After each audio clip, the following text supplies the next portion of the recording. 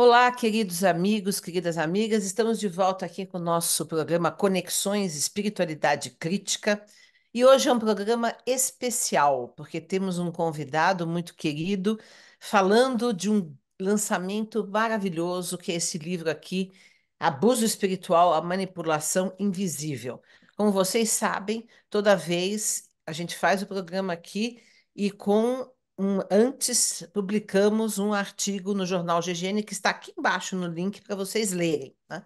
Então a gente faz a parte falada e a parte escrita. E hoje, com essa particularidade que estamos aqui com o autor do livro, Gabriel Périssé, que já fez parte de vários cursos nossos da Universidade Livre Pampédia, que é meu amigo de longa data, que é autor de muitos livros interessantes, que é doutor em filosofia da educação, como eu, fizemos juntos o doutorado, né? E também é doutor em teologia pela PUC de São Paulo, de Rio Grande do Sul. O doutorado em educação foi pela USP. Enfim, tem muitos títulos, um trabalho de longa data, mas este trabalho está fantástico e eu fiz questão de trazê-lo aqui para a gente conversar. Gabriel, seja bem-vindo aqui no programa. Obrigado, Dora. Estou muito contente com o seu artigo. Vamos ver se nossa entrevista supera ou pelo menos se equipara ao teu artigo. Obrigada. Bom, me fala um pouco, assim, eu vou te entrevistar então, né? Me Tá. fala então um pouco, como que você resumiria o propósito do livro, desse livro? Você também é escritora, você sabe que a gente vai descobrindo o que o livro é à medida também que os leitores vão dando as suas visões, né? Então, o livro é recém-lançado e então eu estou ainda colhendo as impressões dos leitores, né? Entre eles você também. Então eu já estou colecionando. Agora, eu percebi já em várias manifestações de leitores que o livro tem uma particularidade, ele dá voz a pessoas que estavam emudecidas, silenciadas pelo próprio trauma do abuso espiritual que sofreram. Então, assim, é uma coisa muito interessante, que deve acontecer com vários outros tipos de livro, mas eu não esperava que isso aparecesse assim de maneira tão clara. Né? No lançamento, por exemplo, na Bienal do Livro de São Paulo, pessoas que vinham, chegavam lá e relatavam um pouco das suas vidas e quase que chorávamos juntos, porque o livro, de algum modo, tinha vindo para essas pessoas como uma espécie de lenitivo e, mais do que isso, de um porta-voz. Olha, aqui agora eu sei o que eu tenho que dizer a respeito da minha experiência, que o autor do livro não conhece, mas eu sofri na pele, então eu sei do que se trata. Então, essa é a primeira coisa que está me impactando também como escritor, né? Então tem uma função catártica, digamos assim, a leitura do livro, né? É, Tem. é uma identificação. Eu até falei no artigo, né? As pessoas que provavelmente que frequentaram, que tiveram essa experiência, certamente identificarão, né? Inclusive os lugares que você não dá nome, mas que obviamente a pessoa saberá, né? Enfim, né? Isso é muito. Então, e o que que você, assim, rapidamente pudesse explicar para o nosso espectador, ouvinte, sei lá, quando é no YouTube, eu nunca sei como fala. Não é telespectador, porque não é televisão. É, Como é que você resumiria, assim, o que é um abuso espiritual? Como que a gente identifica um abuso espiritual? Porque a gente conversa muito como a gente identifica um abuso sexual, um abuso, de assédio moral, etc. Mas como que a gente identifica um abuso espiritual? essa particularidade é que dá sentido ao livro, porque há muitos livros sobre abuso emocional, abuso sexual, até abuso financeiro, todos esses abusos que ocorrem em todas as partes. Mas o abuso espiritual, vamos dizer assim, tecnicamente falando, é um abuso que acontece em contextos religiosos, é um abuso de poder específico, porque não é só o poder político, não é só o poder financeiro, não é só poder psicológico, é um poder que atua de maneira abusiva, de maneira violenta sobre aquilo que é mais caro a uma pessoa que crê. Porque a vítima do abuso espiritual é uma pessoa que tem a vontade de servir a Deus, ajudar a salvar a humanidade, fazer algum tipo de ação em nome de Deus, né? E justamente nesse contexto, o abuso que acontece por parte de lideranças e tudo, de lideranças, de gurus, né, de padres, pastores, né, enfim, esse abuso é de uma perversidade especial, única, porque pega o sumo bem e transforma o sumo bem no sumo mal para a vida daquela pessoa. E por isso você também destacou no teu artigo que as pessoas que sofrem abuso espiritual tornam-se pessoas incapazes, talvez, de voltar àquela fé inicial, aquele amor primeiro, que tinha muita ingenuidade, mas que era muito puro. Então a pessoa não quer mais rezar, não quer mais ver.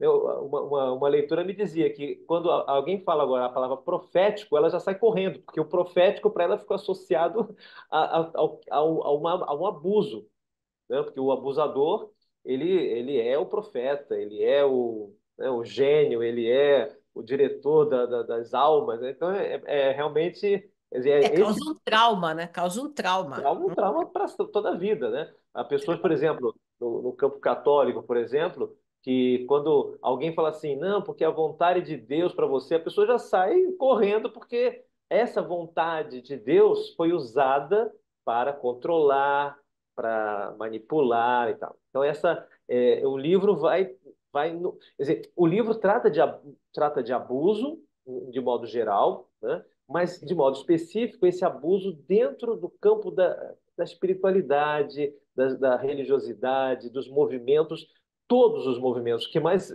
interessante é que a gente vai poder, então isso é mais evangélico, isso é mais, sei lá, espiritualista. Não, em todos os âmbitos de todas as religiões você encontra abusadores.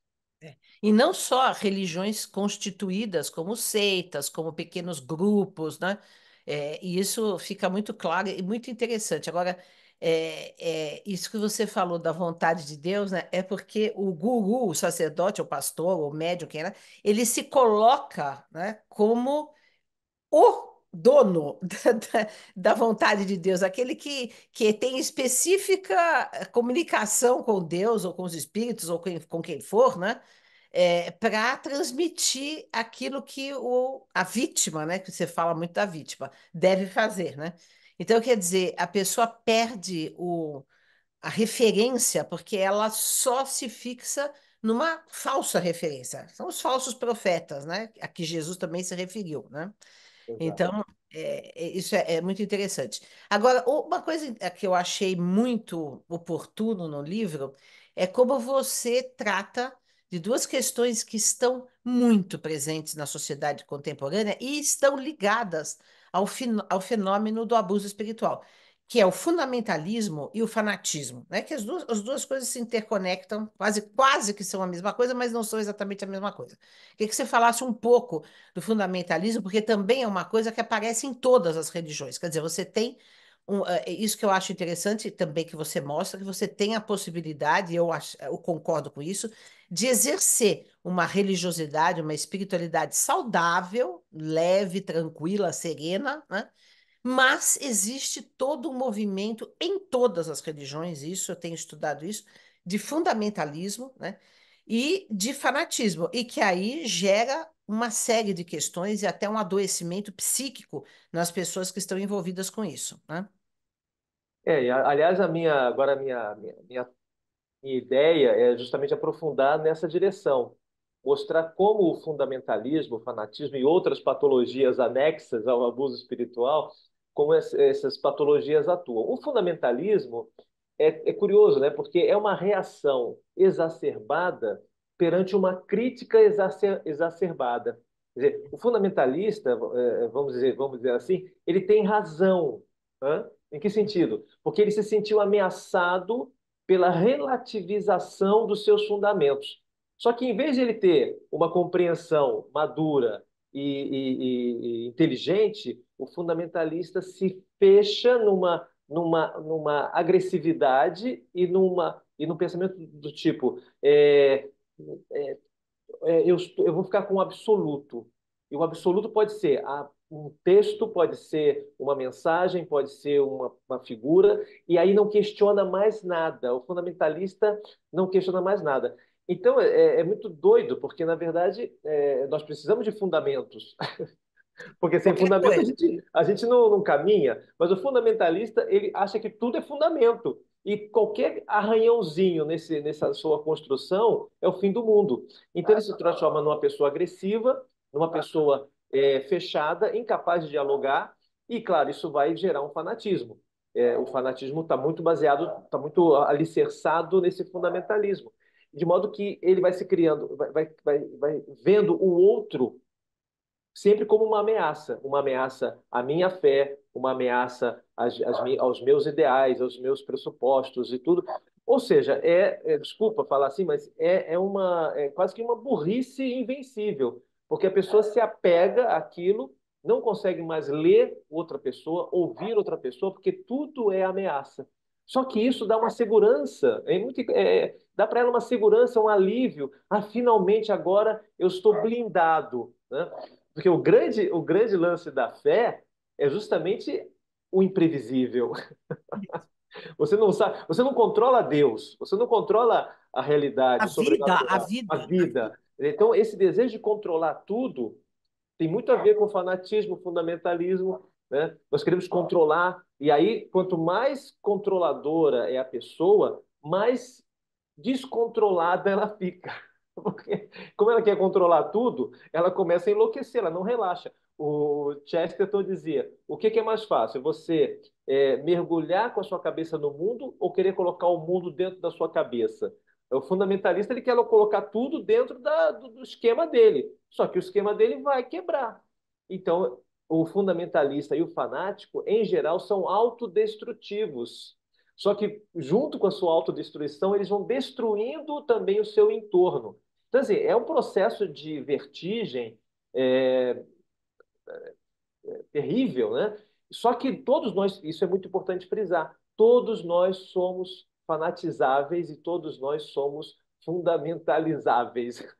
E até eu tenho comentado, né, em outros momentos que o grande perigo de você discutir o fanatismo é você se transformar num fanático antifanático, porque é uma coisa que gruda. Você começa a ficar com raiva dos fanáticos e começa a ficar um fanático contra os fanáticos. Né? De modo que assim, é muito grudento isso, porque tem muito a ver com as nossas inseguranças. É isso que eu ia falar, né? É. E a fonte, a origem de tudo isso, que eu acho que também você analisa isso de maneira muito interessante no livro, são quais são as questões psíquicas, emocionais que deflagram essa adesão da vítima ao fundamentalismo, ao fanatismo, ao abuso, etc., né? Quer dizer, a insegurança, a carência afetiva, o desejo de pertencimento, que são coisas humanas, né? Coisas que todo Sim, mundo tem, né? claro. E Aham. aí, então, vem o abusador e se apropria dessas fragilidades humanas e constrói aí uma dominação terrível, né? E isso então, isso eu também achei muito interessante no livro, porque caminha, né, pelo campo da psicologia, da psicanálise, né, da análise emocional do ser humano, que é a fonte de tudo isso, e que também vai pegar nos fundamentalismos políticos, nos fanatismos políticos também. Você cita o Adolf Hitler, né? Exatamente, a manipulação, né? Nunca uma manipulação tão assim, né? Explícita, um abuso de um povo inteiro, mas isso tudo faz parte desse desejo. Eu gosto muito de um livro que é do Erich Fromm, O Medo à Liberdade, né, que eu acho um dos livros mais geniais que eu li, que ele vai explicar o fenômeno do fascismo, do nazismo, por essa via emocional, né, do que quanto as pessoas querem pertencer a um grupo, se sentirem seguras, se sentirem, né, e aí elas entregam a sua liberdade, seu espírito crítico, exatamente perdendo, né, o rumo. É muito interessante. Agora, o que que você fala disso também no livro, mas gostaria que você falasse um pouco aqui. O que que você aconselha, digamos assim, ou dá como sugestão, né, de vencermos tudo isso, porque essa questão do fundamentalismo e fanatismo é um problema agora do século XXI. Ninguém imaginava uma coisa dessa, né? Parece uma coisa medieval, antiga, sei lá, da época da Inquisição, das Cruzadas, e, no entanto, está aqui agora, né? No nosso mundo. E como nos imunizarmos, né, em relação a isso? É, então, exatamente. Esse é o pulo do gato, né? Quer dizer, quando a gente conseguir entender isso, quer dizer, a primeira ideia assim, que me vem é a seguinte: a gente sempre tende a dizer que o fanático é o outro, o fundamentalista é o outro, o sectário é o outro, né? E quanto mais radicalmente a gente defende essa ideia, mais provavelmente somos nós que estamos caminhando para um tipo de fanatismo, de fundamentalismo. Quer dizer, ser uma pessoa crítica inclui ser uma pessoa autocrítica. Sim, E isso aí é também vem o muito bom. É. aí vem o autoconhecimento, porque quando eu descubro que eu tenho um abusador dentro de mim, e tenho dentro de mim uma vítima perfeita, eu começo a ser um pouco mais cauteloso até nas minhas avaliações, porque antes de chegar à crítica ao outro, eu preciso passar pela crítica a mim mesmo, porque eu sou, de alguma maneira, eu posso ser conivente com os abusadores, né? Ou posso me deixar guiar e formar ou deformar pelos abusadores. Porque a gente sabe, né, que isso é recorrente. A pessoa abusada vira abusadora. Produz. É. Produ- É, e a pessoa vitimizada tende a vitimizar o outro, né? Ou a se confortar com a ideia de que é uma eterna vítima, só que essa eterna vítima começa a ser muito autoritária. Quer dizer, é muito interessante esse entranhado, né?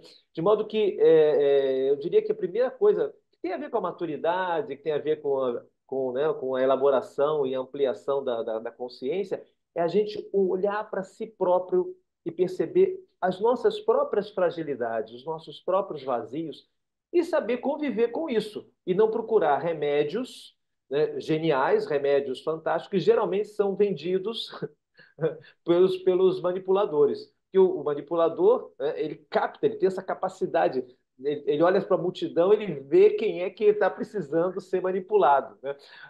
Alguém dizia, eu não sei se foi Pasolini, ele dizia assim: todo torturador reconhece o seu torturado. Quer dizer, então, todo manipulador reconhece o seu manipulado.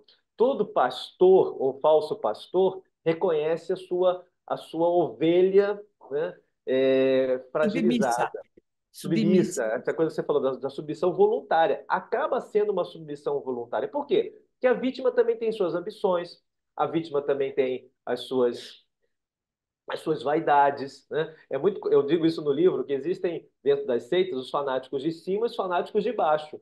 E o sonho do fanático de baixo é subir na vida dentro da seita. Não é à toa que muitas vezes as seitas se subdividem em outras seitas, porque quem está subindo, né, começa a querer também ter os seus seguidores, e o seguidor e o fanático de cima, peraí, você ainda precisa ser mais fanático, você não é tão fanático assim, você precisa melhorar. E aí fica essa guerra dentro das seitas e as seitas implodem, né? Quer dizer, então, e se multiplicam. E a gente vê isso o tempo todo, né? De modo que eu diria assim, um conselho, né? Se eu pudesse dar um conselho, mas que primeiramente é para cada um de nós mesmo, olhar para dentro e perceber as nossas conivências com essa manipulação. E ter coragem, é aí que está, né?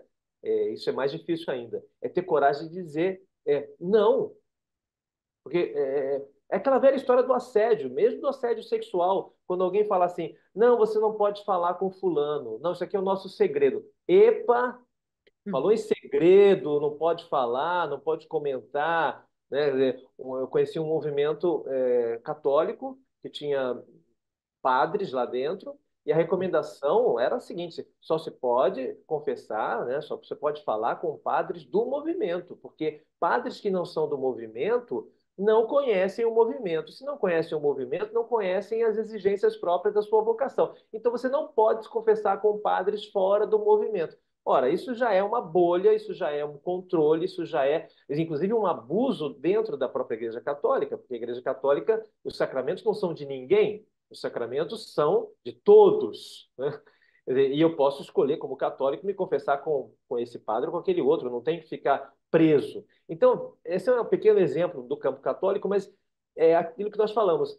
Existem coisas análogas dentro Sim? de todas as agremiações religiosas. Só pode ler livro da nossa editora, só pode falar com os nossos guias, só pode falar com os nossos, né, e isso vai isolando e aumentando esse maniqueísmo que também está dentro da receita manipuladora, quer dizer, nós somos bons, o mundo é mau. Nós somos puros, o mundo é demoníaco. Aí, claro, se você quiser sair da seita, você já está no inferno. E aí entra o medo, que é outro componente dessa história toda.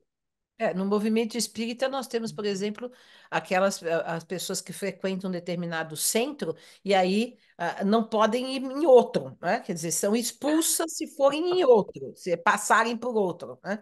Então, quer dizer, é exatamente isso. Quer dizer, em todo lugar é o mesmo perfil, né? É o meu padrão, né? É o mesmo padrão. Na verdade, então isso demonstra que é uma questão humana, que é uma questão emocional, né? Que é uma questão que aí permeia as relações religiosas, como permeiam todas as relações políticas, familiares, né? Porque há abusos familiares, o quanto que há, né? Sim. Enfim, então essa a questão. Por isso que é muito importante o seu livro, porque ele disseca, de certa maneira, a questão do abuso e, embora esteja falando de abuso religioso, pode se aplicar a qualquer tipo de abuso, né? A qualquer tipo de abuso, porque é isso mesmo, né, que acontece, né? Então, é por aí.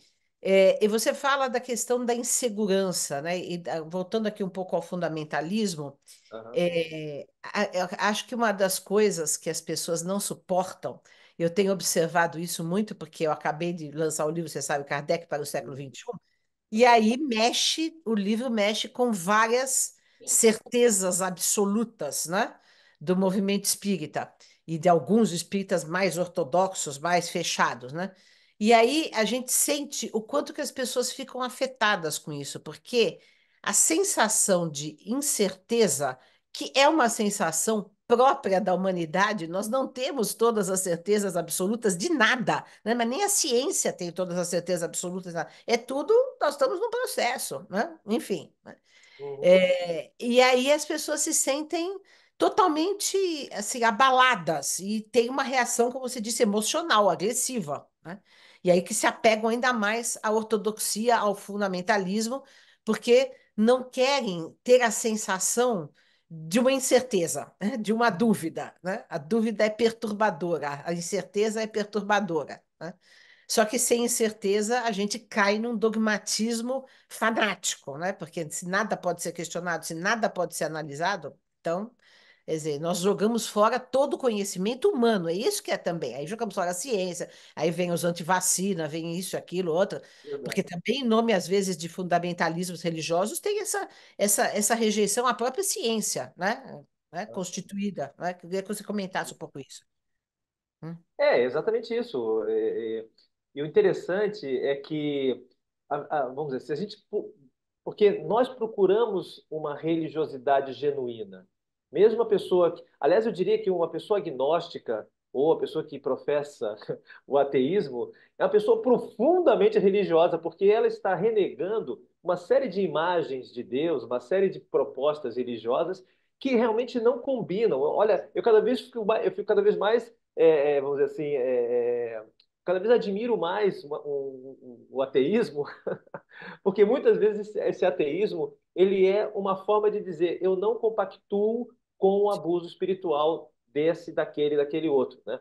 Agora, claro, nós precisamos ter discernimento. Quer dizer, nós continuamos sendo seres espirituais, seres que buscam respostas. Nós continuamos procurando o absoluto. Isso é intrínseco à própria condição humana. Tanto é que as religiões continuam se multiplicando. Agora, como discernir, né? Como alcançar? Então, o discernimento tem muito a ver com essa abertura para as infinitas possibilidades. Mais do que ficar inseguro, né? Inseguro, porque, claro, a gente quer a resposta, a gente quer, né, a definição, a última resposta, a resposta definitiva.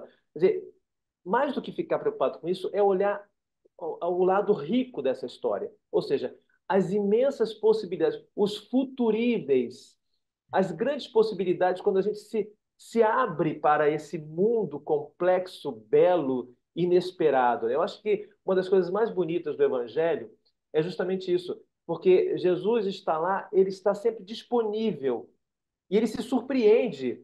Eles, nossa, esse romano pagão tem mais fé do que todos vocês que se acham tão, né? Imagina um judeu dizer que um pagão tinha mais fé do que todos os judeus juntos. Meu Deus, é um ataque a todo fundamentalismo, a todo fanatismo, dizer, abram os olhos e vejam que não são as respostas definitivas que vão, ao contrário, é deixar que o divino apareça, deixar que deixar a revelação se dar. Então, quando a gente perde essa necessidade de controlar, de querer saber, de dizer, ter todas as respostas. Não, deixa o Espírito sopra De quê? onde quer. Quer dizer, quando a pessoa entra nesse ritmo, claro, a gente tem que se despojar de todas essas certezas malucas, né? Essas virtudes enlouquecidas que a gente acha que tem, e deixar que Deus também atue. O fanático, ele no fundo, no fundo, no fundo, o fanático pensa assim: Deus não sabe o que faz. Deus realmente é um incompetente. Eu tenho que vir aqui e resolver toda essa problemática aqui. Quer dizer, é muita pretensão, é a autêntica híbris, né, dos gregos, e é o pecado original. O pecado original é dizer, né, eu tenho que corrigir Deus, porque Deus realmente, olha, está tudo errado. Essa pluralidade de religiões, que absurdo, só uma salva. Fora da minha religião não tem salvação. E aí começam todos esses processos de bolha, né? E aí chegamos ao máximo quando a pessoa decide o dia, mês e ano do fim do mundo. Quando É. a pessoa chega nesse nível de controle do universo, aí o mais engraçado é que aí é essa pessoa que mais me atrai, né? Porque imagina, ele sabe o dia, o mês e o ano em que o mundo vai acabar. Eu preciso ficar junto com essa seita, porque essa seita é a única que sabe tudo. Então, quer dizer, é ridículo? É, mas nós somos ridículos porque nós entramos uma vez e outra em vários tipos de golpes, não é só religiosos, não, em golpes bancários, em golpes amorosos, em golpes políticos. A gente é muito golpeável. Então, é preciso crescer em maturidade e acho que o livro propõe isso. Olha, vamos botar a cabeça no lugar. Se você está vendo alguma coisa estranha, acredite no seu bom senso, é estranho mesmo. É isso mesmo. É porque a pessoa, ela fica tirando, né, do pensamento, não, não, sou eu que estou errada, né? Ela fica se Exato. justificando, né? E aí a coisa desanda. Eu não falei no começo que o livro é da editora Paulus, né? E onde que as pessoas podem encontrar o livro? Vamos aqui agora fazer a Vamos propaganda. agora à parte mais comercial. Quer dizer, esse livro se encontra nas livrarias Paulus, né? Quer dizer, nas grandes cidades, todas as grandes cidades, eu acho, tem uma livraria Paulus conhecida, né? Mas tem a loja virtual também, a gente pode colocar aí o link em algum lugar. Mas é fácil encontrar, é fácil encontrar, não é difícil. Na Amazon tem, e enfim, não é difícil. Porque, querendo ou não, também esse tema, que é tão importante, ele ainda não é muito abordado em livros. Ele é Sim. abordado pela mídia, na internet e tal, tem bastante coisa, mas como livro, organizado assim como livro, tem uma bibliografia boa, tem uma argumentação que eu acho que é convincente. Quer dizer, a gente pode fazer um estudo melhor do abuso espiritual. É. O que eu gostei também muito do livro é que você cita diversas áreas do conhecimento, a filosofia, a educação, né? A psicologia e autores diversos e também autores de diferentes origens, né? Teólogos católicos, teólogos protestantes. Então, cita Nietzsche, cita, enfim, né? Eu achei que foi uma das partes que eu mais achei interessante que você estava falando aí, né, que é aquela coisa de querer fazer melhor que Deus ou querer controlar, que é o diálogo do Dostoiévski, né, do grande Inquisidor, que é uma página fantástica da literatura, né? É Então, verdade. assim, é um livro muito rico, não é? Culturalmente, com muitas referências. Recomendo com todas as letras. Obrigado, Dora. Você quer falar mais? Vamos terminar aqui com alguma mensagem sua que você queira dizer a Eu respeito. acho que aquilo que você disse no começo, a gente não pode jogar fora, né, como se fala aquela imagem, né, jogar fora o bebê junto com a água suja, né? A gente tem que jogar água suja fora, tem que denunciar. Acho que é importante fazer esse exercício de crítica, de denúncia, mas a gente não pode cair no oposto, no lado oposto, que aí é criticar tudo, não se salva nada, porque aí vira um fanatismo. Só eu é que sei criticar, o resto é tudo idiota. Eu é que sou genial. Então, a gente precisa encontrar as pessoas certas, os lugares certos, no sentido não de absolutamente certos, mas pessoas confiáveis, pessoas que fazem um exercício honesto de busca do divino. E aí, independe de religião, independe de concepção de vida. Você pode encontrar isso, você vai encontrar pessoas honestas. E acho que esse sensor de honestidade que a gente tem que desenvolver primeiro consigo próprio. Quer dizer, não se enganar, não se Uhum. enganar, né? E ter um pouco essa coragem também de ser um pouco louco. Em que sentido? Se alguém chega para você e fala assim, não, Jesus está dizendo que você tem que seguir tal caminho. Aí você pode responder, pô, por que Jesus não fala comigo, né? Pô, eu sou tão amigo de Jesus, ele podia falar comigo também. Por que tem que ser você, né? Quer dizer, quer dizer, um pouco de ironia. Jesus era muito irônico, né? Ele era muito irônico porque o espírito crítico também é irônico. E a ironia, já com Sócrates e com tantos outros Exato. pensadores, a ironia nos protege da nossa própria ingenuidade. Acho que é esse talvez o ponto que mais hoje me preocupa, é que nós próprios não sejamos vítimas da nossa, da nossa ingenuidade e, portanto, vítimas perfeitas para esses espertalhões, né, que estão usando de Deus ou da religiosidade das pessoas para ter seus benefícios. Eu acho que você citou uma coisa interessante agora, né? Em relação à ironia, ao bom humor também, né? Porque os fanáticos são sisudos, são cinzentos, são, né, de cara fechada. Então, a capacidade de rir, de fazer humor, é própria. Aliás, me lembrei do nosso querido Luiz Jean Lauande, que fala do Deus que brinca, né? Exato, exato. Assim, a vida não é essa coisa fechada, né, opressora, e é isso que os fanáticos usam, né? Um moralismo opressor, uma sisudez que afasta, né? E, assim, e que provoca mais uma sensação constante de ameaça do que uma sensação como Jesus queria, né? O meu fardo é leve, né? O meu jugo é suave. E ele também, né, tomava vinho, participava de festa, né, enfim, é isso, né? Eu acho que nós estamos, assim, olha só, um católico, uma espírita, e tem outros protestantes e outros que também pensam dessa maneira, porque aí a gente se encontra, né, naquilo que é essencial das religiões, né? Aquilo que pode nos levar, de fato, a um bem-estar espiritual, um encontro com o sagrado, com o divino, etc.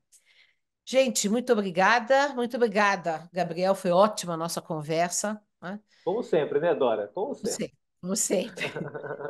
Um abraço, ficamos por aqui. Aqui embaixo, todos os links que vocês precisam para comprar o livro, para ler o artigo que eu escrevi no jornal GGN, enfim, tá tudo aqui embaixo. Um grande abraço e ficamos aqui até a próxima semana.